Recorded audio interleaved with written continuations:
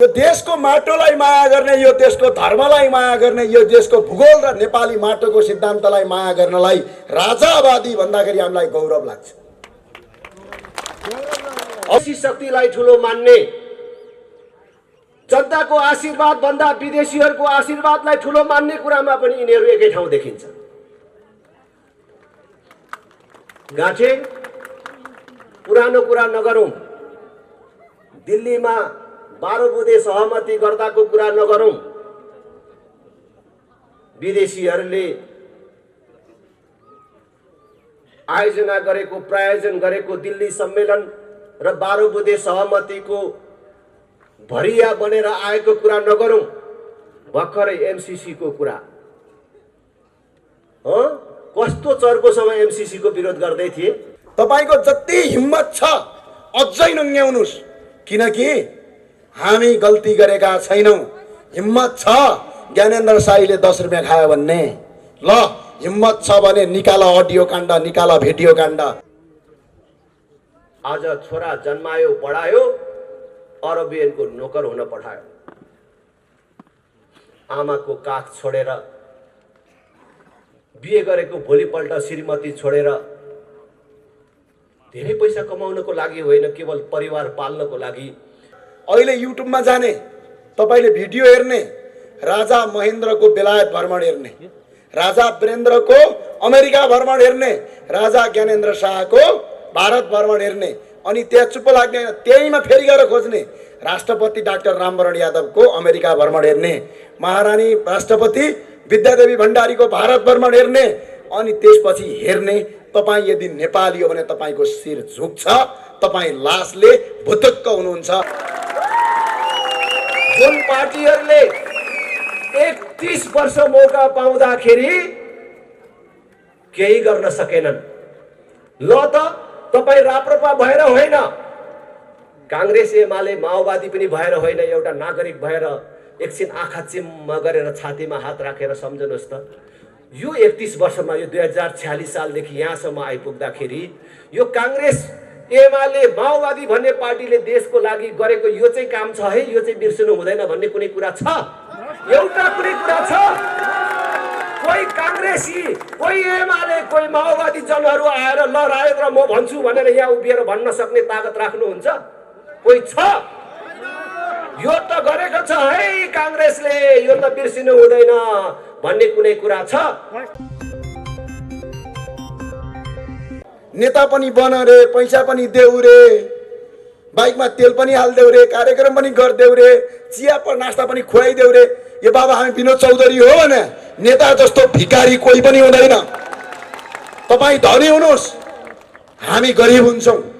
हामी गरिब भयौँ भने तपाईहरू जनता धनी भयो भने बत्ता देश भन्ने हो।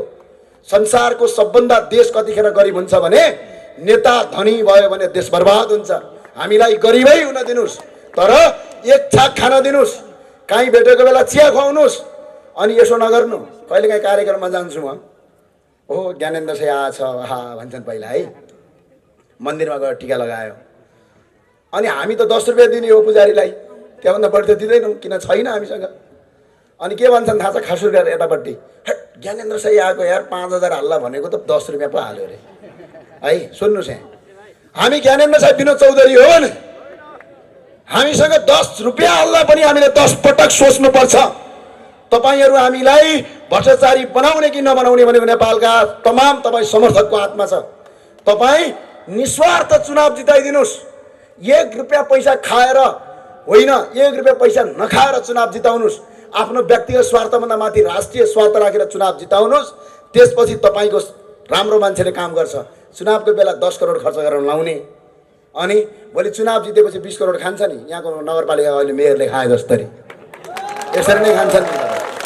त्यही भएर सुध्रिनुहोस्, मेरो अनुरोध छ, मेरो आग्रह छ, सबैलाई मेरो अनुरोध छ।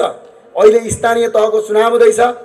यो चागुनारायण नगरपालिकामा पनि राष्ट्रिय प्रजातन्त्र पार्टीका प्रत्येक यहाँका उम्मेदवारले कसम खानुपर्छ, मन्दिरमा गएर भ्रष्टाचार गर्नु आफ्नो आमाको रगत खानु बराबर हो भनेर।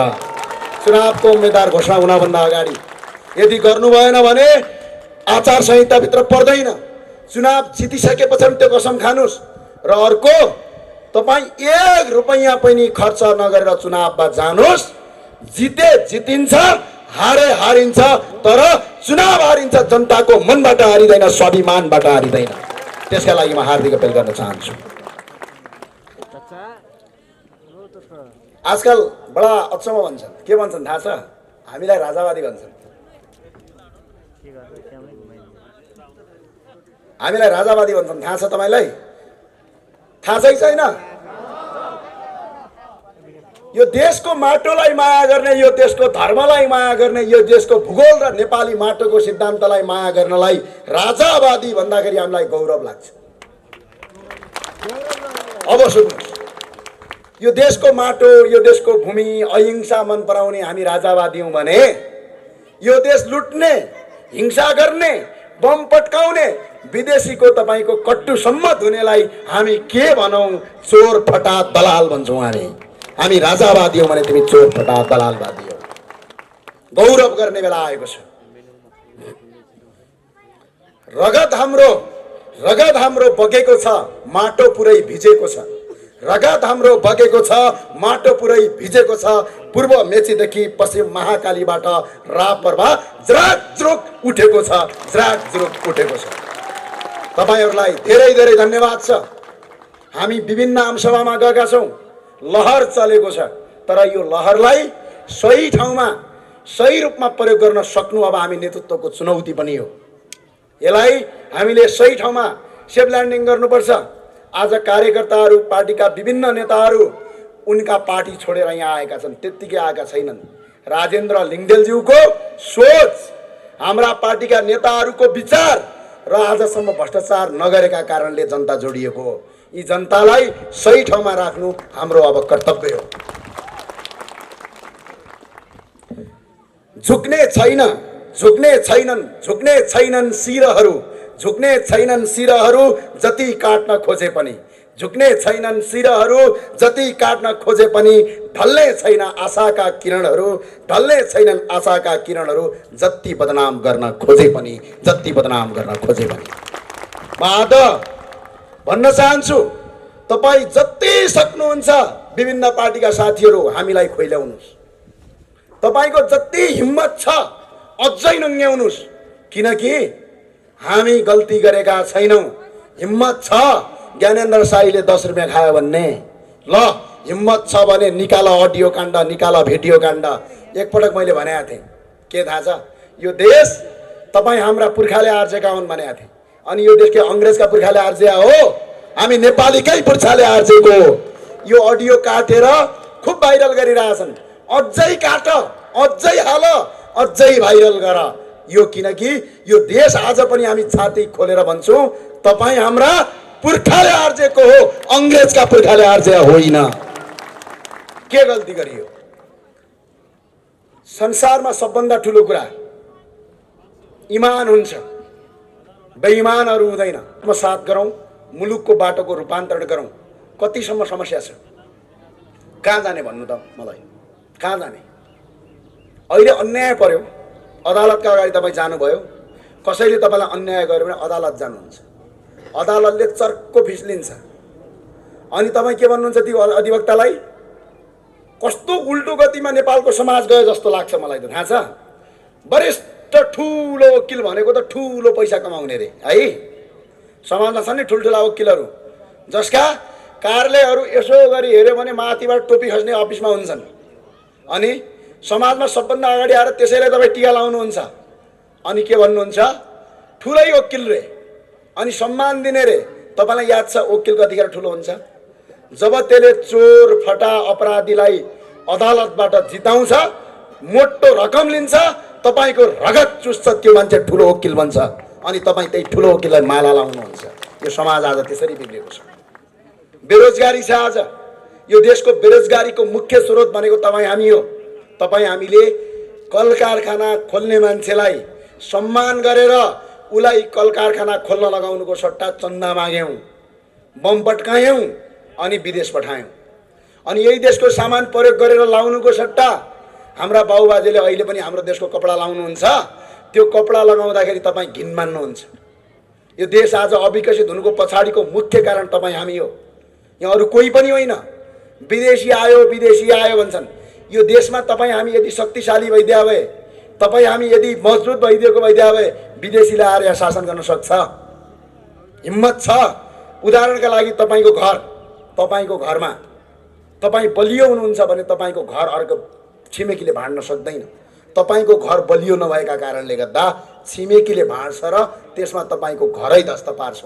आज काङ्ग्रेस एमाले माओवादीहरू आपसमा लडेर यो देश विदेशीले लग्यो र विदेशीले अहिले शासन गरिरहेछ यो देशमा। हिजो नेपाल प्रहरीको आइजिपी बनाउनका लागि इन्डियन एम्बेसीलाई सोध्ने रे, ए बाबु सोध्छौ किन, ढोटी टोपी फुकालेर जाऊ न पाउ पर, त्यसपछि यो देशमा तिमीलाई जनताले गद्दार हो भनेर घोषणा गर्नेछन्। यस्तो अवस्था आयो आज यो देशमा। थाहा छ तपाईँहरूलाई, बिहान बेलुका यो देशमा केही पनि हुँदैन भन्ने विकास भयो। एउटा म शिक्षाको बारेमा अलिकति कुरा गर्न चाहे। त्रिचन्द्रमा हामी पढ्दाखेरि हामी 3 जना साथी थियौँ। एकजना साथी कलेजै नआउने, जहिले पनि त्यसको होमवर्कसम्म हामीले गरिदिनु पर्ने, आउने ऊ त्यहाँ मत्स्य गाउँतिरको एकजना नेवार समुदायको साथी हुनुहुन्थ्यो। एकजना साथी पूर्वी नेपालको हुनुहुन्थ्यो, बडा धरुन्दार हुनुहुन्थ्यो, पढन्थे 1 नम्बर पढ्ने है। अब हामी चाहिँ मध्यम वर्गीय थियौँ, त्यति ट्यालेन्ट पनि थिएनौँ, त्यति धेरै पढ्दै नपढ्ने पनि थिएनौँ। त्यस पछाडि हाम्रो पढाइ सकियो। त्यस पछाडि हामी बाहिर पढ्न गएँ। म साथीहरू बिचमा केही सम्पर्क भएन। करिब 10-11 वर्ष पछाडि अस्ति त्यो साथीको र मेरो भेट भयो। त्यसपछि हामीले भन्यौँ, ओहो हाम्रो त्यो कलेज पढेका साथीहरू चाहिँ भेटघाट गर्नु पर्यो भन्यो। हामी भेटघाट गऱ्यौँ। जो हाम्रो कलेजमा हाम्रो स्कुलमा जुन टपर थियो नि, त्यो टपर अहिले पनि 35,000 रुपैयाँमा अर्काको स्कुलमा पढाउने काम गर्छ। हाम्रो ब्याचमा जो सबभन्दा तपाईँको लुजर थियो नि, जसले पढ्न पनि राम्रोसँग आउँदैन थियो, त्यो अहिले 65 जना मान्छेलाई रोजगारी दिएर बसेको छ। अब तपाईँहरूले मलाई भनिदिनु पर्यो, म विद्वान कसलाई भन्नु? मेरो कलेजमा A²+B² जानेको टपरलाई म विद्वान भनौँ कि सर्टिफिकेट होइन भने ऊ त PhD पनि गरिसक्यो, करिब PhD को लाइनमा छ। अब 1-2 वर्षपछि डाक्टर साहब बन्छ। अब म त्यसलाई विद्वान भनौँ कि जो आफै उभिन नसकेर अर्काकोमा जागिर खाएर बसिराखेको छ? त्यसलाई म विद्वान भनौँ कि जसले आफू त बाँचेको छ 65 जनाको परिवार पनि पालेको छ र 65 जनालाई रोजगार पनि दिएको छ, तर त्यसको सर्टिफिकेट ISC पनि पास गरेको छैन। अब म विद्वान कसलाई भन्नु?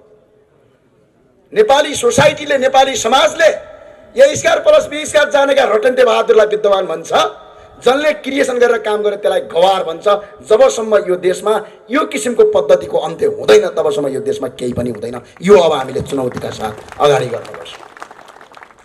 म अहिले पनि विद्वान त्यो सर्टिफिकेट लगेकोलाई भन्दिनँ। विद्वान जसले आफूले मात्र जानेन, अरूलाई सिकायो र अरूलाई पेट पाल्न सिकायो, विद्वान मेरा लागि त्यो टपर हो। त्यसका लागि मैले आग्रह गरेँ, अबको शिक्षा नीति बिल्कुलै परिमार्जन गर्न आवश्यक छ। तपाईँहरूलाई थाहा छ, तपाईँका छोराछोरी जति पढे त्यति बिग्रिया किन हुन्छ? एकछिन सम्झिनुहोस् त। यो देशमा बेरोजगार को छ? 8 क्लास पढेको मान्छे कोही बेरोजगार छ? 5 क्लास पढेको छ, काम गर्छ क्या, कि त श्रमको काम गर्छ, कि त मेकानिकलको काम गर्छ, कि त खन्ने काम गर्छ। यो देशमा सबभन्दा बढी बेरोजगार सबभन्दा बढी डिग्री पढेको मान्छे छ। किन बेरोजगार होला? किनकि हामीले त्यो शिक्षामा आजसम्म जो नेपालको शिक्षा छ, त्यो शिक्षाले गरी खान सिकाएन। सिर्फ बेरोजगार उत्पादन गर्ने अङ्ग्रेजको एउटा कल्पना थियो, कसरी इन्डिया र साउथ एसियनहरूलाई बेरोजगार बनाउने, डफर बनाउने। त्यो शिक्षा नीति लागू गरेर आज हरेक जनता आज बेरोजगार छ। आफ्नो देशप्रति माया गर्नुको सट्टा विदेशप्रति माया गर्छ, अङ्ग्रेजप्रति माया गर्ने बनाएका छन्। त्यही भएर अबको हाम्रो विकल्प यो शिक्षा नीतिलाई व्यापक परिमार्जन गर्न आवश्यक छ। होइन भने यो देश बच्दैन, यो मुलुक बच्दैन। तपाईँहरूले चुनाव किन हारेको थाहा छ? सम्झिनुहोस् त एकछिन। जो कर्मले हिन्दू हो है, यसो हात गर्छ, रक्तिम क्रान्तिकारी भन्छ, गएर जसले हिन्दू धर्ममा छ त्यसैलाई भोट हाल्छ। सम्झिनुहोस् एकछिन। तपाईँ जो कर्मले हिन्दू हुन्छ, जो तपाईँ जन्मले हिन्दू हुनुहुन्छ, जसले यो देशको हिन्दूलाई मार्यो, जसले मन्दिरमा मान्छे काट्यो, जसले मन्दिरमा गएर दिशा गर्यो, आज उसैलाई तपाईँले चुनाव जिताएर 64 सालमा सबभन्दा ठुलो दल बनाएन। किन? किनकि तपाईँको सोच, तपाईँको विचार बिल्कुलै विदेशवादी बनेको छ। यसलाई परिमार्जन नगर्दासम्म राष्ट्रिय प्रजातन्त्र पार्टीले चुनाव जित्दैन। यसलाई परिमार्जन गर्न आवश्यक छ। आज अघि नै भनिसक्नुभयो, एउटा किराँतको छोरा। धर्ममा अहिले पनि हाम्रो अध्यक्षले कोलममा किराँत लेख्नुहुन्छ। एउटा किराँतीको छोरा यो देशमा हिन्दू धर्म बचाउनुपर्छ भन्नुहुन्छ। जो कर्मले, जुन जन्मले हिन्दू हुनुहुन्छ तिनीहरू हिन्दू धर्म मास्नेलाई भोट हाल्नुहुन्छ। अनि तपाईँको हात भन्दा बेइमानी, तपाईँको हात भन्दा त्यो बेइमानी हात संसारमा कुनै पनि हात हुँदैन। जसले आफ्नो घर आफै भत्काउनका लागि मतदान गर्छ। त्यो भएर तपाईँ अब नयाँ किसिममा अगाडि बढ्नुहोस्। हामीले धर्मलाई, यो देशको धर्मलाई सिर्फ हामीले धर्म मात्र होइन, हामीले सपना देखेका छौँ। यो देशमा आज पनि विश्वको सबभन्दा दुईवटा ठुला धर्म, एउटा हिन्दू, एउटा बुद्ध, अर्को किराँत। यी दुईवटा धर्मको पवित्र स्थल यो देशमा छ। आज पनि मठ मन्दिरको देश हो, यो देवी देवताको देश हो। यो देशमा हामीले यो धर्मलाई यदि अर्थतन्त्रमा हामीले परिमार्जन गर्यौँ भने, जसरी मक्का मदिना जाँदाखेरि हज कमिटीहरूका मुसलमानहरू गएर झन्डै साउदी अरबको 24% GDP तपाईँको मक्का मदिनाको हजबाट आउँछ। हामी विश्वका 121 करोड हिन्दू धर्मावलम्बीहरूलाई यो देशमा यदि ल्याउन सक्यौँ, यो मुलुकमा यदि ल्याउन सक्यौँ र तिनीहरूको 10% मात्र मान्छे नेपाल ल्याएर नेपालमा दर्शन गर्न सक्यौँ भने यो देशमा बेरोजगारीको अन्त्य हुन्छ। यो देशका होटलहरूको हाई हुन्छ। यो देशको GDP बढ्छ। यो देश काया पलट गर्छ भनेर हामीले हिन्दू राज्यमा आएको, त्यत्तिकैमा आएको होइन। अर्को कुरा गरे, राजा मागिरहेछन् यिनीहरू भने। हामीले राजा रहरले मागेको होइन, अर्थात् राजा आउलान् र हजुर हामीलाई मन्त्री बनाइदिलान् भनेर मागे होइन। राजाले मन्त्री बनाउने हो र मन्त्री त जनताले बनाउने हो। हामीले राजा माग्नका 3वटा कारण छन्। पहिलो कारण, अहिले युट्युबमा जाने, तपाईँले भिडियो हेर्ने, राजा महेन्द्रको बेलायत भ्रमण हेर्ने, राजा वीरेन्द्रको अमेरिका भ्रमण हेर्ने, राजा ज्ञानेन्द्र शाहको भारत भ्रमण हेर्ने, अनि त्यहाँ चुप्प लाग्ने, त्यहीमा फेरि गएर खोज्ने। राष्ट्रपति डाक्टर रामवरण यादवको अमेरिका भ्रमण हेर्ने, महारानी राष्ट्रपति विद्यादेवी भण्डारीको भारत भ्रमण हेर्ने, अनि त्यसपछि हेर्ने तपाईँ यदि नेपाली हो भने तपाईँको शिर झुक्छ, तपाईँ लासले भुतुक्क हुनुहुन्छ। राजा विदेशीलाई दास बनाउनलाई पनि यो देशमा आवश्यक छ भनेर हामीले राजतन्त्रको परिकल्पना गरेका। हामीले त्यत्तिकै गरेका होइन। घर बिना तपाईँलाई थाहा छ, मौरीको घार देख्नु भएको छ? घारभित्र एउटा रानी मौरी हुन्छ। ती मौरीहरू, त्यो रानी मौरी नहुँदाखेरि पनि उड्न सक्छन्, उडेर केशर ल्याउन सक्छन्। तर त्यो रानी मौरी नभयो भने तिनीहरूले कहिले पनि महको चाका बनाउन सक्दैनन्। किन? यिनीहरू एक अर्कासँग लडेर मर्छन्। आज राजा नहुँदाखेरि काङ्ग्रेस, कम्युनिस्ट, एमालेहरू एक अर्कासँग सडकमा नाराबाजी र झगडा गरेर यो देश बर्बाद पारे। त्यही भएर राजा एकताको सूत्र हो। त्यही भएर हामीले राजाको आवश्यकता ठान्यौँ यो देशमा। हामीले त्यत्तिकै होइन। अर्को कुरा याद गर्नुभएको छ, कहिलेकाहीँ यसो टिभी हेर्नुहोस्, विदेशको एउटा राजदूत आउँछ, सिधै ढोका ढकढक गर्छ, सभामुखले आफ्नै निवासमा बोलाउँछ। विदेशको एउटा राजदूत आउँछ, प्रधानमन्त्रीलाई आफ्नै निवासमा बोलाउँछ। राष्ट्रपतिको अगाडि जान्छ, उफरगौडी हालेर बस्छ, यस्तो उफरगौडी, बुझ्नुभयो? तर हिजो राजा वीरेन्द्रले उफरगौडी हालेर बस्नुहुन्थ्यो, अमेरिकन राष्ट्रपति झुकेर बस्थ्यो। त्यो भएर हाम्रो देशमा राजाको आवश्यकता छ भने हामीले त्यत्तिकै भनेका होइनौँ। यो देशको शान हो, यो देशको मान हो, यो देशको इज्जत हो, यो देशको प्रतिष्ठा हो राजतन्त्र। राजतन्त्र कोही कसैको विदेशीको दास हुँदैन। यो देशमा यदि कसैलाई सबैभन्दा बढी यो देशको माया छ भने राजाभन्दा अरू कसैलाई पनि माया हुँदैन। किनकि यो देश राजाको सम्पत्ति हो। सम्पत्तिको माया सबैलाई हुन्छ। तपाईँलाई उदाहरणलाई सुन्नुहोस् त, एउटा घरमा तपाईँ भाडामा बस्नुहुन्छ, घरको माया त्यो भाडामा बसेको मान्छेलाई हुन्छ कि घरमुलीलाई हुन्छ? भन्नुहोस् त, कसलाई हुन्छ? यो देश राजाको घर, राजा यो देशको घरमुली हो। यी अहिले दलका नेताहरू भाडामा बसेका, भाडामा आएका मान्छे हुन्। त्यही भएर यिनलाई देशको माया छैन। त्यही भएर यो देशलाई करणकार गरिराखेका छन्। विदेशी शक्तिलाई ठुलो मान्ने, जनताको आशीर्वाद भन्दा विदेशीहरूको आशीर्वादलाई ठुलो मान्ने कुरामा पनि यिनीहरू एकै ठाउँ देखिन्छ। गाँठे, पुरानो कुरा नगरौँ। दिल्लीमा 12 बुँदे सहमति गर्दाको कुरा नगरौँ।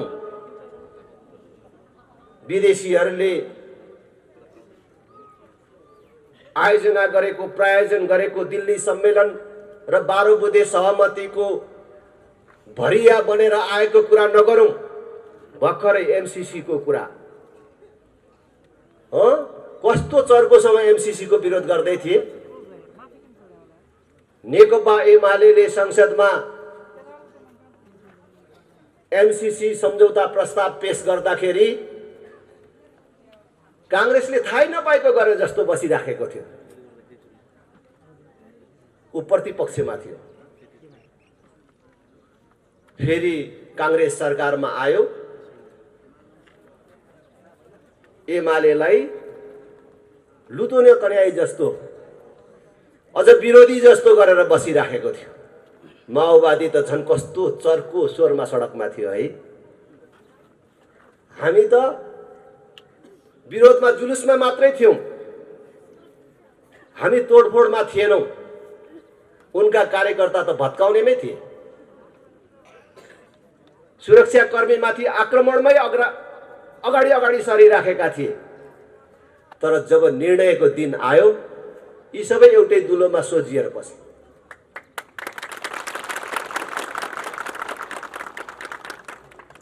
इनका सब क्रियाकलापले देखिन्छ यिनीहरूको नाम अलग हो, साइनबोर्ड अलग हो, अफिस अलग हो, तर यिनीहरू एक सिक्काका दुई पाटाहरू हुन्। मैले बुझ्नको लागि सिक्का पाटा भन्यो भने सबै मान्छेले बुझ्दिदैन। बल्ल बल्ल भेटेको बुझ्ने गरी भन्नु पर्यो। यो हात हेर्यो भने उतापट्टिबाट देख्नेले धर्कै धर्का रहेछ हात भनेको भन्ने बुझ्छ। यता पछाडिबाट हेर्नेले छालै छाला रहेछ हात भनेको बुझ्छ। तर यताबाट हेरे पनि, यताबाट हेरे पनि, यो छाला हेरे पनि, यो धर्का हेरे पनि हात त हातै हो नि। त्यसकारणले कांग्रेस एमाले भन्नु एक सिक्काका दुई पाटाहरू हुन्। यी अलग पार्टी होइनन्। देशमा आज जुन बेरोजगारी छ, जुन महँगी छ, जुन अव्यवस्था र अविकसितता छ, र जुन ढङ्गले देशको गौरव र इज्जत प्रतिष्ठा गुमेको छ, त्यसका लागि यिनीहरू सबै समान जिम्मेवार छन्। यो देशको यो स्थिति ल्याउनमा यिनीहरू बराबर जिम्मेवार छन्। त्यसकारण मैले तपाईहरुलाई भन्छु, कांग्रेसको विकल्प एमाले होइन, एमालेको विकल्प माओवादी अथवा माओवादीको विकल्प कांग्रेस होइन। अब कांग्रेस एमाले माओवादीको विकल्प राष्ट्रिय प्रजातन्त्र पार्टी हो। धेरै भो देशले दुःख पाएको, जनताले दुःख पाएको, संसारमा 16-17 वटा मात्रै देश भएको बेला नेपाल भन्ने देश थियो। जुन बेला नेपाल भन्ने देश थियो, त्यस बेला अहिलेको भारत बनेको थिएन, अमेरिका बनेको थिएन। भारत भन्दा, अमेरिका भन्दा जेठो विश्वको यो प्राचीन देश आज कसरी मागी खानेहरूको देश भयो? आज किन उनीहरूको अगाडि हामी हात थापी खाने भयौं? 31 वर्ष भयो त कांग्रेसहरूले, एमालेहरूले, माओवादीहरूले प्रजातन्त्र, लोकतन्त्र, गणतन्त्रको नाममा देशमा शासन चलाएको। आज यिनीहरूको कार्यकालमा 1000 मान्छेले कहीँ एकै ठाउँ काम गर्न पाउने एउटा उद्योग धन्दाको स्थापना गर्न सके।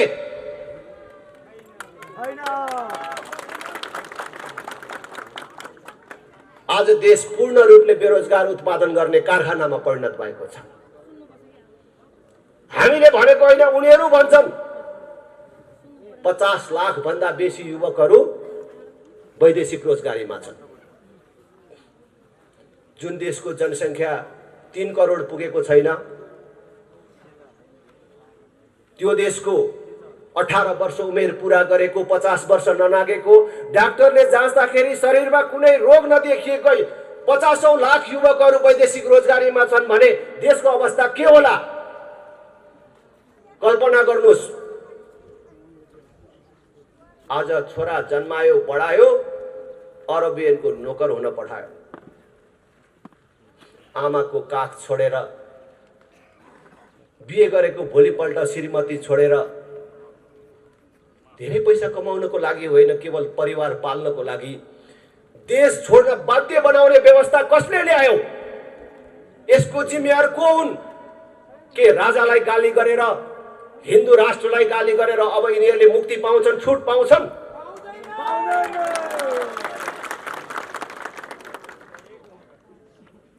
आज देशको राष्ट्रिय ऋण 4 वर्षमा 2 गुणा भएको छ।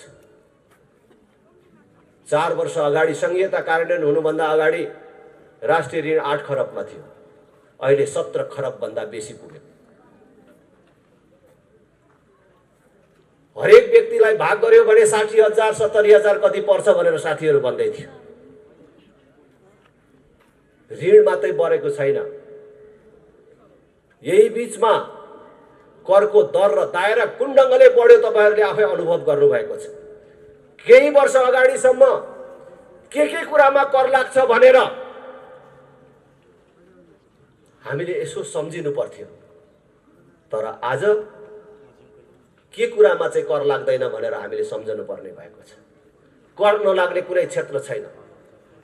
करको दायरा पनि त्यसरी नै बढेको छ भने दर पनि हिजो 17 रुपियाँ लाग्ने ठाउँमा आज 1700 र 7000 सम्म लाग्न थालेको छ। तर यति धेरै ऋण लिएर, यति धेरै कर तिरेर हामीले कसलाई पोसिराखेका छौँ? संघीयता अन्तर्गतका जनप्रतिनिधिहरू, तिनका कर्मचारीहरू, तिनका लागि व्यवस्था गरिएका गाडीहरूमा खर्च भइराखेको छ, तिनका तलब भत्तामा खर्च भइराखेको छ। यो देशले धान्न सक्ने कुरा होइन। आज देशको गरिबी, अविकसितता यी त आफ्नो ठाउँमा छन्। कुनै दिन राम्रो पार्टी र राम्रो नेता पाएको दिन यी सब चिज ठिकमा आउला, तर त्यो भन्दा पनि खतरनाक कुरा यी ठुला राजनीतिक दल हुँ भन्नेहरूको केटाकेटी व्यवहारको कारण वैदेशिक सम्बन्धलाई सत्ता प्राप्त गर्ने र सत्तामा बस्नेले सत्तामा टिकिराख्ने अस्त्रको रूपमा प्रयोग गर्न खोजेको कारण आज अन्तर्राष्ट्रिय जगतमा नेपालको विश्वसनीयता गुमेको छ मात्रै होइन,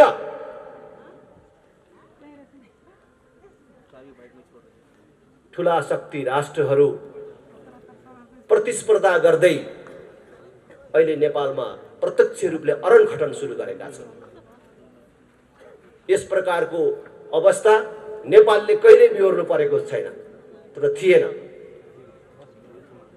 यो हाम्रो जस्तो देशका लागि सामान्य कुरा होइन। त्यसैले मैले सबै दिदीबहिनी दाजुभाइहरूलाई अनुरोध गर्न चाहन्छु, आग्रह गर्न चाहन्छु, अब मेरो बाउको पार्टी हो, बाजेको पार्टी हो, मैले यति लेबी तिरेको पार्टी हो, यति सहयोग गरेको पार्टी हो भनेर यिनै कांग्रेस, एमाले, माओवादीलाई भोट दिनु भनेको आफू मात्रै समाप्त हुने होइन, आफ्नो भावी सन्ततिको र देशको भविष्य समेत समाप्त गर्ने काममा सहभागी हुनु हो। राष्ट्रका प्रति अपराध गर्नु हो, भावी सन्ततिका प्रति अपराध गर्नु हो। त्यसैले त्यो अपराधबाट मुक्त हुनको लागि पनि हामीले यिनको विकल्प खोज्ने समय आएको छ। अब यो बाटो बनेन, विकास भएन, शिक्षा, स्वास्थ्य जस्तो आधारभूत कुराहरूमा समेत हामीले राज्यबाट सुविधा प्राप्त गर्न सकेनौं भनेर गुनासो गर्ने होइन। अब हामीले हिजो गरेको गल्ती हाम्रो हातले नै सच्याउनु पर्छ। मैले जहाँ जाँदा पनि भन्छु, कांग्रेस एमाले माओवादीका साथीहरूलाई भन्छु, देश बनेन भनेर गुनासो गर्ने अनि देश बिगार्ने तिनै पार्टीलाई भोट दिइराख्ने, अनि देश कसरी बन्छ? नेताहरू जति दोषी छन्, नेताहरूलाई बिगार्न र यो देशलाई बर्बाद गर्नमा कांग्रेस एमाले माओवादीलाई भोट दिने हात पनि त्यतिकै दोषी छन्। त्यसकारण हामीले माओवादीले जस्तो ठीक भएन भनेर अब बन्दुक बोक्नुपर्छ, अब पुल काट्न जानुपर्छ, अब मान्छे नमारिकन हुँदैन, 2-4 मान्छे नमारी नहुने रहेछ भन्ने सिद्धान्त नारा लिएर आएका छैनौं। हामी मान्छे नमारिकन पनि, बन्द हडताल नगरिकन पनि देशलाई ठीक बाटोमा ल्याउन सकिन्छ। त्यो बाटो हो चुनाव। नेताले गल्ती गर्यो भनेर जुत्ताको माला लाउने, बाटो छेक्ने कालो मसो दलले कुटपिट गर्ने होइन। आउने चुनावमा तिनलाई भोट नदिएर हराएर देखाउनु पर्छ भन्ने मन्त्र लिएर आएका छौं। सजिलो बाटो लिएर आएका छौं, कसैले कष्ट नउठाइकन सरल ढंगले देश बनाउने उपाय लिएर आएका छौं। हेर्नुस्, भोट दिने भन्ने कुरा छोरी दिने भन्दा पनि ठूलो कुरा हो। छोरी दिँदाखेरि तपाईले कतिचोटि सोच्नुहुन्छ? 1 चोटि, 2 चोटि, 10 चोटि? होइन, 1000 चोटि सोच्नुहुन्छ। जब छोरी दिने कुरा हुन्छ, रातभरि छटपटाउनुहुन्छ, निन्द्रा लाग्दैन। आफूले छोरी दिन लागेको केटो कस्तो हो भनेर अनेक मान्छे लगाएर बुझ्नुहुन्छ। त्यो छोरो अथवा त्यो ज्वाइँ बन्ने मान्छे कति पढेको छ, आनी बानी कस्तो छ, आम्दानीको स्रोत के छ, जाँडक्सी खान्छ कि खाँदैन, त्यति मात्र हो र त्यसले ठिटी घुमाएर हिँड्ने गरेको छ कि छैन भनेर समेत सोध्नुहुन्छ र बुझ्नुहुन्छ। त्यति धेरै बुझेर दिएको ठाउँ पनि कहिलेकाहीँ गलत पर्छ। त्यति बुझेर दिँदाखेरि पनि छोरी कहिलेकाहीँ लफङ्गाको हातमा पर्छ। त त्यस्तो भयो भने के हुन्छ? तपाईको एउटा छोरीले दुःख पाउँछ। कान्छी दिएको हो भने ठुलो छोरीसम्मलाई पनि केही फरक पर्दैन, ठुली दिएको हो भने कान्छी छोरीलाई पनि केही फरक पर्दैन। अलिअलि पीर परिवारलाई पर्छ, तर बर्बादी कसले? त्यही छोरी एउटाले बिहोर्नु पर्छ। तर तपाईले दिने एउटा भोट गलत पार्टी र गलत नेतालाई परेछ भने त पुरै देशले दुःख पाउँछ, पुरै देश बर्बाद हुन्छ। आज त्यही कुरा भइराखेको छ। त्यसकारण भोट दिनुभन्दा अगाडि 1000 चोटि सोचेर भोट दिनुस्। आज राष्ट्रिय प्रजातन्त्र पार्टी राष्ट्र संस्था स्थापना गर्ने, सर्वधर्म समभाव, पूर्ण धार्मिक स्वतन्त्रता सहितको सनातन धर्म सापेक्ष हिन्दू राष्ट्र स्थापना गर्ने यो दुईटा नारा मात्र लिएर आएको छैन। राष्ट्र संस्था र हिन्दू राष्ट्र कुनै व्यक्तिलाई राजा बनाउने र कुनै जात विशेषले मान्ने धर्म स्थापित गर्ने कुरा मात्र होइन, नेपालको स्थायित्वको आधार हो। राष्ट्र संस्था र हिन्दू राष्ट्र भएपछि देश स्थायी बन्छ, शान्ति स्थिरता कायम हुन्छ, अनि त्यसको जगमा जनताको प्रतिनिधिहरूले देश बनाउने हो। देश बनाउने योजना सहित हामी आएका छौँ।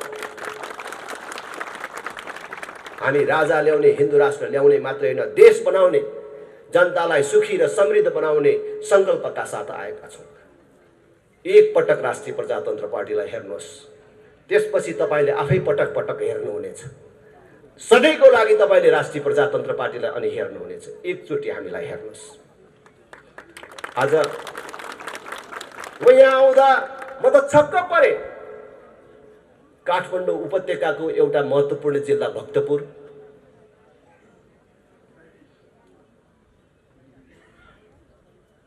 राजधानीसँग जोडिएको भक्तपुर, यो ऐतिहासिक नगरी चाङ्गु नारायणको बाटोको यो हाल देखेर म छक्क परे। ओ पण्डितजी कता भो हुनुहुन्थ्यो? युवा पण्डितजी, खाण्ड प्रस्थ तपाईँलाई थाहा छ? महाभारतमा महाभारतको खाण्ड प्रस्थ जस्तो देखे। महाभारतको खाण्ड प्रस्थ तपाईहरुले सुन्नु भएको छ? जब हस्तिनापुर माथि कौरवहरूले हस्तक्षेप गरे अथवा छलछामबाट पाण्डवहरूको हातबाट कौरवहरूले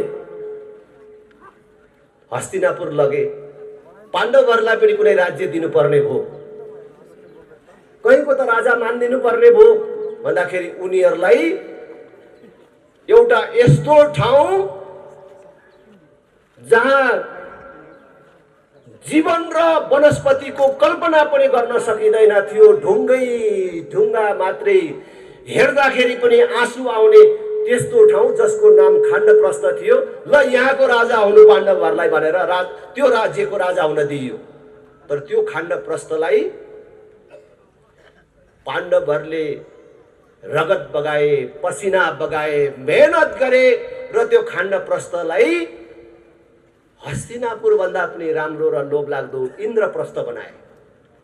जब त्यो इन्द्रप्रस्थ बन्यो, त्यो राम्रो बन्यो, पछि कौरवहरूले फेरि त्यहाँ पनि आँखा लगाए अनि त्यो पनि लिनको लागि लाक्षागृहको निर्माण गरे, जुवाको सिर्जना गरे, जुवा खालको निर्माण गरे अनि पछि महाभारत भयो। त्यतातिर म जान्न, तर जसरी त्यो खाण्डप्रस्थलाई पाण्डवहरूले रगत पसिना बगाएर इन्द्रप्रस्थ बनाए, म पनि नेपालमा खाण्डप्रस्थ खोज्दै थिएँ। खत्तम नगरपालिका, बन्नै नसकेको नगरपालिका, गाउँपालिका कहाँ छ? त्यही गाउँपालिका नगरपालिका माग्नु पर्यो योचोटि राप्रपाले र त्यो खाण्डप्रस्थलाई इन्द्रप्रस्थ बनाएर देखाइदिनु पर्यो भनेर खोज्दै थिएँ। आज आएर देखेँ मैले यहाँ टाङ्गो नारायण। एकचोटि राष्ट्रिय प्रजातन्त्र पार्टीलाई दिनुहोस्, बाटो बनाइदिनु पर्यो भनेर तपाईहरुले माग गरेर आउनु पर्दैन। कुनै बाटोको हालत यस्तो राख्दैन राष्ट्रिय प्रजातन्त्र पार्टीले। राष्ट्रिय प्रजातन्त्र पार्टीले चुनाव जितेको गाउँपालिका नगरपालिकामा 12 कक्षासम्म पूर्ण रूपले निशुल्क हुनेछ। हरेक विद्यालयमा कम्प्युटर शिक्षा अनिवार्य हुनेछ। बाल कक्षाहरूलाई अहिले तपाईहरुको गाउँघरमा मोन्टेसरीको नाममा स्थापना गरेका बाल विद्यालयहरू छन् नि, त्यो स्तरको हामीले विकसित गरेर लैजानेछौँ। आधारभूत स्वास्थ्य सेवा निशुल्क गर्नेछौँ। कुनै पनि नागरिकले अस्पताल जान नपाएर मर्यो भन्ने कुरा सुन्नु पर्ने छैन। भौतिक पूर्वाधारको कुरा मैले भनिसके। नमुना लायक काम गरेर देखाउँछौँ। थोरै पैसाले कसरी यत्रो बाटो बनाए, यत्रा पुल कल्भर्टहरू बने, यति धेरै सामुदायिक भवनहरू कसरी बने भनेर कांग्रेस एमाले माओवादीले जितेका मानिस ठाउँका मानिसहरू हेर्न आउने गरी बनाउँछौँ। हामीले ज्येष्ठ नागरिकहरूको लागि, बालकहरूको लागि, महिलाहरूका लागि हामीले हेर्न लायक र नमुना लायक योजनाहरू ल्याउँछौँ। त्यसकारण एकचोटि राष्ट्रिय प्रजातन्त्र पार्टीलाई साथ दिनुहोस् र यो चाङ्गु नारायण राष्ट्रिय प्रजातन्त्र पार्टीलाई एकचोटि दिनुहोस् भन्ने म अपिल गर्न चाहन्छु। यस्तो बिजोग काठमाडौँसँग, राजधानीसँग जोडिएको जिल्लाको, नगरको हालत यो के हो? यस्तो यो त मेरो सुदूर गाउँमा पनि छैन। यस्तो हामीले जितेको गाउँमा यस्तो छैन। हामीले जितेको गाउँमा पहिले यस्तै थियो। कालो पत्रे सडक कस्तो छ हेर्नको लागि कि बिहार जानु पर्थ्यो कि शहरमा जानु पर्थ्यो। तर आज कालो पत्रे सडकले नछोएको कुनै वार्ड छैन। हाम्रो गाउँका छोराछोरीहरूले 12 कक्षासम्म निशुल्क पढ्न पाउँछन्। हरेक नागरिकका छोराछोरीले दिनमा 1 घण्टी कम्प्युटरसँग खेल्न पाउँछन्। एकचोटि यो चाङ्गु नारायण पनि हामीलाई दिनुहोस्। म यही अपिल गर्न चाहन्छु। नलमलिनुहोस् यो कांग्रेस एमाले माओवादीसँग। जुन पार्टीहरूले 31 वर्ष मौका पाउँदाखेरि केही गर्न सकेनन्, ल त तपाईँ राप्रपा भएर होइन, काङ्ग्रेस एमाले माओवादी पनि भएर होइन, एउटा नागरिक भएर एकछिन आँखा चिम्म गरेर छातीमा हात राखेर सम्झनुहोस् त, यो 31 वर्षमा यो 2046 सालदेखि यहाँसम्म आइपुग्दाखेरि यो काङ्ग्रेस एमाले माओवादी भन्ने पार्टीले देशको लागि गरेको यो चाहिँ काम छ है, यो चाहिँ बिर्सनु हुँदैन भन्ने कुनै कुरा छ? एउटा कुनै कुरा छ? कोही काङ्ग्रेसी, कोही एमाले, कोही माओवादी जनहरू आएर ल राजेन्द्र म भन्छु भनेर यहाँ उभिएर भन्न सक्ने तागत राख्नुहुन्छ? कोही छ? यो त गरेको छ है काङ्ग्रेसले, यो त बिर्सिनु हुँदैन भन्ने कुनै कुरा छ? देशले देख्न पाउने, जनताले छुन पाउने, भोग्न पाउने कुनै त्यस्तो कुरा छ? देश पूर्ण रूपले बेरोजगार उत्पादन गर्ने कारखानामा परिणत गरे।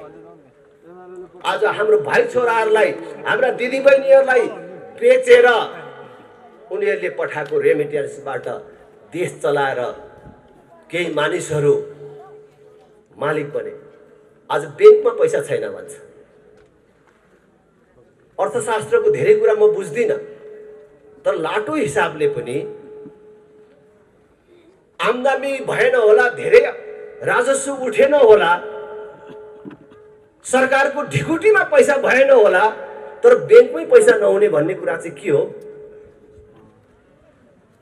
ब्याङ्कमै पैसा नहुने भन्ने कुरा के हो? यो अरू कसैले बुझ्नुहुन्छ कि? नोट त छापिएकै छ नि त, त्यो नोट कहाँ गयो? नोट कहाँ गयो र ब्याङ्कमा पैसा छैन? नोट नेताहरूको घर घरमा थन्कियो। कमिसनको नाममा अनेक ढङ्गले गरेको भ्रष्टाचारको पैसा ब्याङ्कमा राख्न त आम्दानीको स्रोत देखाउनु पर्यो। कहाँबाट कमाएको, कहाँबाट ल्याएको भनेर त्यहाँ राख्ने त? पैसा जति नेताहरूको घरमा थन्केपछि ब्याङ्कमा कसरी पैसा हुन्छ? आज तपाईँको ठुल्ठुलो चेक साटिँदैन भन्छ, उद्योग धन्दामा ऋण लिन पाउँदैन भन्छ, लगानी बन्द भइसक्यो, राखेको पैसा पनि मान्छेले अब निकाल्न पाउने अवस्था छैन। यो के भएको त? हाम्रो नेपाली नोट भारतमा लगेर राखेको त होइन होला? नेपाली नोट नेपाली नेताको घरमा थन्केको छ भन्छ। ल यसो बुझ्दाखेरि त्यही कुरा देखिन्छ। हामी त अलिअलि पैसा भयो भने ब्याङ्कमै लगेर राख्छु, कहाँ घरमा राख्ने? यस कारणले देश अहिले सामान्य अवस्थामा छैन। हुँदा हुँदा त अब अलिअलि आशा लागेका मान्छेहरू पनि के भन्छ, देश त नमागिकन चल्दैन भन्छ। सबै पार्टीका नेताहरू एक स्वरमा भन्छ, विदेशीले सहयोग नदिकन कसरी देश बन्छ? यस्तो अति राष्ट्रवादी कुरा गरेर हुन्छ भन्छ। यत्रो बिजुली उत्पादन हुँदैछ, यो बिजुली भारतलाई बङ्गलादेशलाई नबेच्ने हो भने यहाँ कहाँ लगाउनु भनेर भन्छ। एउटा नेता निस्केन, एउटा पार्टी निस्केन। यो बिजुली विदेशीलाई नबेचेर पनि हाम्रै देशमा खपत गरेर पनि हामीले हाम्रो देशलाई सुन्दर बनाउन सक्छौँ भन्ने योजना ल्याउँदैन। अहिले एमसीसी को कुरा सुन्नु भएको छ नि? एमसीसी ठिक कि बेठिक यी आफ्नो ठाउँमा छलफलको विषय छ। र एमसीसी ले दिने पैसा केमा खर्च गर्ने भन्दैछन्? जम्मा केही किलोमिटर बिजुलीको लागि ट्रान्समिसन लाइन विस्तार गर्ने भनेको बिजुलीको तार टाङ्ने, बिजुली कुदाउने बाटो बनाउने। अर्को केही किलोमिटर बाटो स्तर उन्नति गर्ने, अलि साँघुरो बाटो थियो भने अलि ठुलो बनाउने भनेको। आज तपाईँ सम्झनुहोस् त, अहिले संसारमा यति धेरै प्रविधिको विकास भइराखेको छ, नयाँ नयाँ आविष्कार भइराखेको छ, हाम्रोमा अनेकौं आयोजनाहरूबाट बिजुलीहरूको उत्पादन बढिराखेको छ। भविष्यमा बढ्ने त्यो बिजुलीको उत्पादन भारतलाई बेच्नुपर्छ भनेर यो अहिले ट्रान्समिसन लाइन बनाएको रे। तर जुन बेलासम्म हामीले बिजुली उत्पादन गरिसक्छौँ र भारतलाई बेच्ने भनेर हामीले सोच्छौँ, त्यसबेला भारतले अर्को नयाँ कुनै प्रविधिको विकास गरेर तिम्रो बिजुली मलाई चाहिँदैन भन्यो भने त्यहाँ के कुदाउने? खोइ हाम्रो नेताले भन्न सकेको हामी हाम्रो बिजुली अरू कसैलाई बेच्दैनौँ। अब हाम्रो देशमा चल्ने सबै गाडीहरू बिजुलीबाट चल्ने बनाउँछौँ। तपाईहरुले देख्नु भएको छ कि छैन? अहिले बिजुलीबाट चल्ने गाडीहरू यहीँ छ्यापछ्याप्ती कुदिराखेको छ। अब हामी डिजल पेट्रोल ग्यास ल्याउँदैनौँ। अब उताबाट किनेर सबै चिज बिजुलीले चलाउँछौँ। अब ग्यासले भात पकाउने होइन, बिजुलीले भात पकाउने व्यवस्था मिलाउँछौँ र पूर्ण रूपले विद्युत यहाँ उपयोग गर्छौँ। देशलाई औद्योगिकरणको बाटोमा लान्छौँ। संसारभरका लगानीकर्ताहरूलाई हाम्रो देशमा आएर उद्योग खोला। जसले 1000 मान्छेलाई रोजगार दिने उद्योग खोल्छ त्यसलाई 10 वर्ष हामी कर फ्री गर्छौँ, बिजुलीमा पनि छुट दिन्छौँ। जसले 5000 मान्छेलाई रोजगार दिने उद्योग खोल्छ त्यसलाई 20 वर्ष करमा छुट दिन्छौँ। यस्तो किन भन्न सक्दैन? यसो गर्यो भने हाम्रो बिजुली कसलाई बेच्नुपर्छ? यही खपत हुन्छ। हाम्रो भाइ छोराले 30-40 हजार कमाउनको लागि, केवल परिवार पाल्नको लागि विदेशीको नोकर हुन जानुपर्ने अवस्था किन आउँछ? यही देशलाई बनाउन सकिन्छ, तर यस्तो कुरा गर्दैन।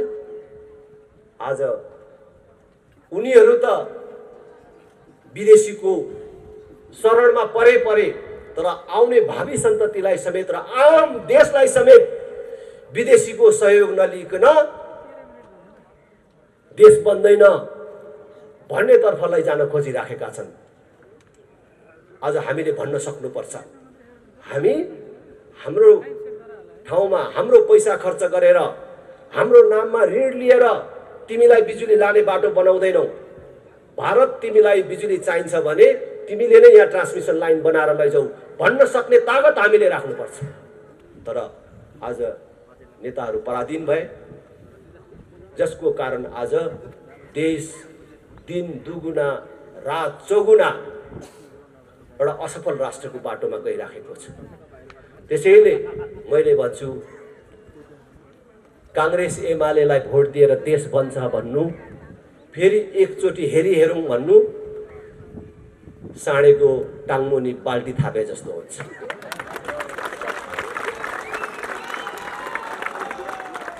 साँडेको टाङमुनि बाल्टी थापेर दुध आउँछ? साँडेको टाङमुनि बाल्टी थापेर साँडेले दुध दिएन भनेर सिर्कना लगाउँदा दिन्छ? सिर्कना लगाए पनि दिँदैन।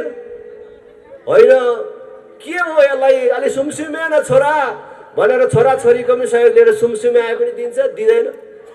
खाना पो पुगेन कि भने अलिकति दाना थपिदिएन त यसलाई भनेर दाना थपिदिँदा पनि दिँदैन। दिँदैन, केही गरे दिँदैन, मरै दिँदैन साँडेले दुध, किन साँडेको धर्मै दुध दिने होइन। त्यसै गरेर कांग्रेस एमालेको धर्म नै देश बनाउने होइन रहेछ भन्ने कुरा त 31 वर्षमा देखियो।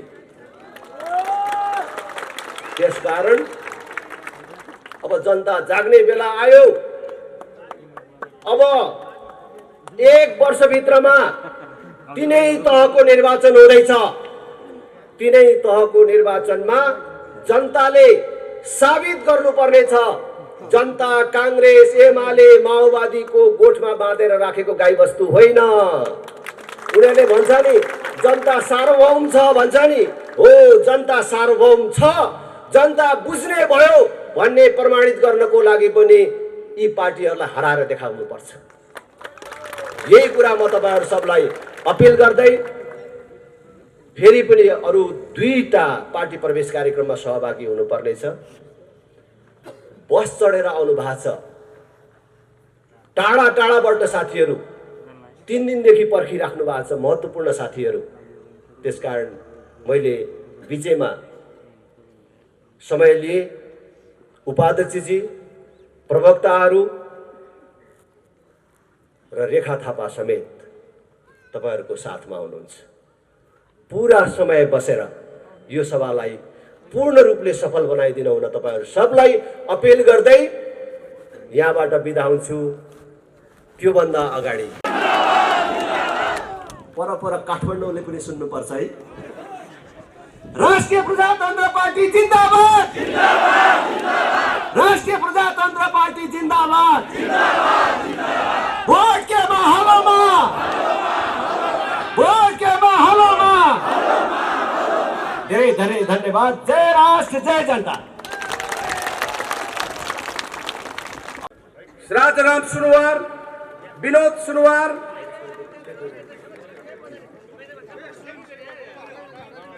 बलराम सुनवार, कल्पना सुनवार, राजकुमार सुनवार, राज सुनवार, विजय सुनवार, विशाल सुनवार, राजाराम सुनवार, विनोद सुनवार, नवराज सुनवार, मनोज सुनवार, लक्ष्मण सुनवार, सानु सुनवार, सीता सुनवार, भगवती सुनवार, कविता सुनवार, रमेश थापा, महेश थापा, साकारजङ थापा, अमन थापा, कल्पना सुनवार, सीता सुनवार, सानुमाया सुनवार, मन्दिरा सुनवार, कमला सुनवार, ठुलीकान्छी सुनवार, सुजाता सुनवार, सुशीला सुनवार, राजन सुनवार, शम्भु सुनवार, मनोज कुमार सुनवार, श्याम कुमार सुनवार, कान्छा सुनवार, सुजन सुनवार, माया सुनवार, मिठू सुनवार, सृजना सुनवार, सन्तमाया सुनवार,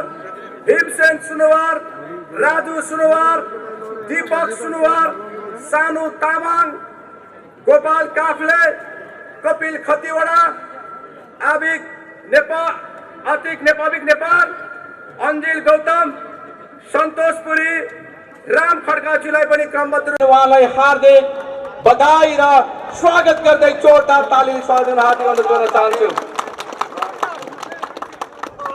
उहाँ सुनालवासी हुनुहुन्छ है, हाम्रो आफ्नै वडा नम्बर 8 का वासी हुनुहुन्छ। उहाँ अत्यन्तै उहाँको सहभागिता र उहाँको प्रवेशबाट पक्कै पनि राष्ट्रिय प्रजातन्त्र पार्टी सुनाल र सिङ्गो चाङ्गुनालाई सहयोग पुग्ने विश्वास राख्दै, त्यसै गरी कर्नेल करसाब श्यामहरि खत्रीजीलाई म मञ्चमा आइदिन हार्दिक अनुरोध गर्न चाहन्छु। त्यसै नेपाल सरकारबाट अवकाश प्राप्त करसाब श्यामहरि खत्रीजीलाई पनि म अगाडि आइदिन अनुरोध गर्न चाहन्छु।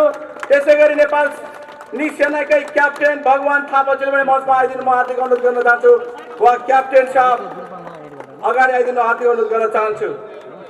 म प्रवेश गर्नेहरू साथीलाई म बट्टाबट नाम लिने गरेको छु। अगाडि हुने साथीहरू अगाडि आइदिनु अनुरोध गर्न चाहन्छु। छुटेका साथीहरूले पछि गर्नुहुन्छ, म नाम लिन चाहन्छु। यो विश्वराम भट्टराई र परशुराम तिमिल सिन्हाको शक्तिमा प्रवेश गर्ने साथीहरूलाई म मञ्चमा आइदिनु। बलराम सुनवार, कल्पना